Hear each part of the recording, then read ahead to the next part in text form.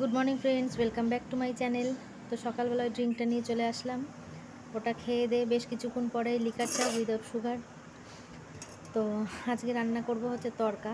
দেখো তড়কা ভিজিয়ে রেখেছিলাম, তো প্রেসারে একটু সিটি দিয়ে নেব। এটা হচ্ছে রাতে রুটি দিয়ে খাওয়ার জন্য। আর রান্না করব হচ্ছে ঝিঙে আলু পোস্ত আর চিকেন কষা, কারণ সানডে মানেই হচ্ছে লাল লাল চিকেনের ঝোল। তো দেখো ঝিঙে আলাদা করে রেখেছি, আলু আলাদা করে ভালো করে ধুয়ে নিয়েছি, আর এটা তো সিটি বসিয়ে নিয়েছি। আর দেখো চিকেন ফ্রিজ থেকে বার করে জলের মধ্যে ভিজিয়ে রেখেছি, মানে তাহলে বরফটা কাটবে আর কি। এটা হচ্ছে পেঁয়াজ কুচি, টমেটো কুচি, আর এখানে হচ্ছে তরকার জন্য টমেটো কুচি, পেঁয়াজ কুচি, রসুন কুচি আর আদা গ্রেট করে নেব।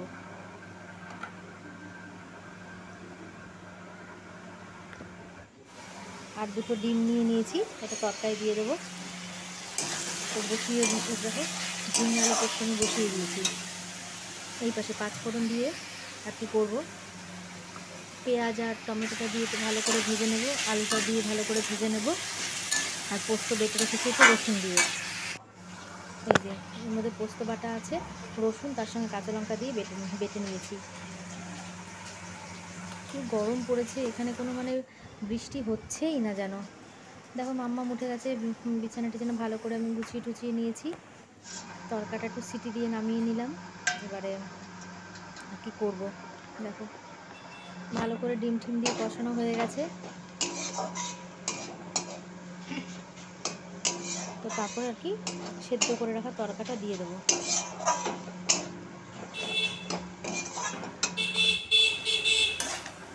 আর পাশে আলু পেঁয়াজটা মোটামুটি ভালো করে ভাজা হয়ে গেছে, বা ঝিঙাটাও দিয়ে দিলাম। আর আজকে টিফিনে আর সেরকম কিছু খেতে ইচ্ছে করছে না, যা গরম, ছাতুর শরবত করে নিলাম চিনি ছাড়া, একটু নুন দিয়ে লেবু দিয়ে। আর এখানে দেখো লুচি রয়েছে আর ছোলার ডাল রয়েছে, ওই মেয়ের আন্টি আসবে পড়াতে, তো তাকে দেবো।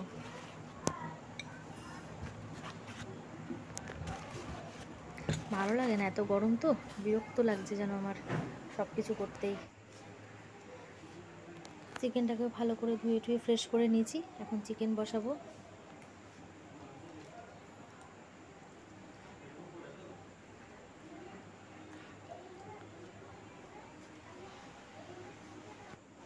এই যে চিকেনটা ভালো করে ম্যারিনেটও করে নিয়েছি। দেখো দুটো লেবু কেটে নিয়েছি, কারণ তোমাদের তো বললামই যে প্রতিদিন একটা করে ফল খাওয়ার চেষ্টা করি আমি। তো চিকেনটা ভালো করে কষানো হোক, তারপরে জল দিয়ে দেবো। খুব কষানো করবো, মানে খুব কষা কষা করবো না, একটু ঝোল রাখবো, কারণ ঝোলটা একটু লাগে আমাদের। তো দেখো রান্না বান্না কমপ্লিট, একবার ফাইনাল দেখিয়ে দিই।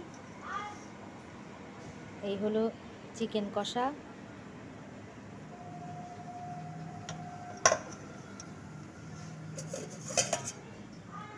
এই হলো ঝিঙে আলু পোস্ত, আর এই হলো এক তরকা।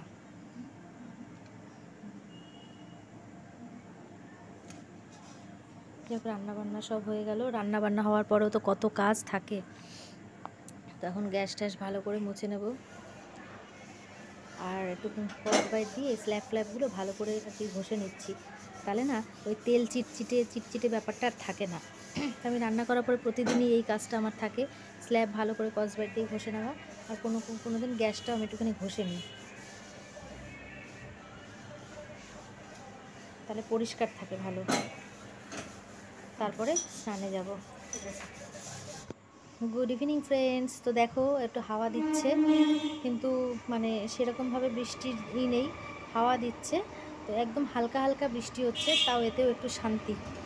তোমাদের ওখানে কার কার ওখানে বৃষ্টি হচ্ছে কমেন্ট করে বলো। তো চলো, ভিডিওটা ভালো লাগলে অবশ্যই একটা লাইক করে দিও। আর বড় ভিডিও করছি না, পারলে একটা লাইক করে দিও। তো চলো, ভিডিওটা এখানেই এন্ড করছি। তোমরা সবাই ভালো থেকো, সুস্থ থেকো, আর অল টাইম স্মাইল করো।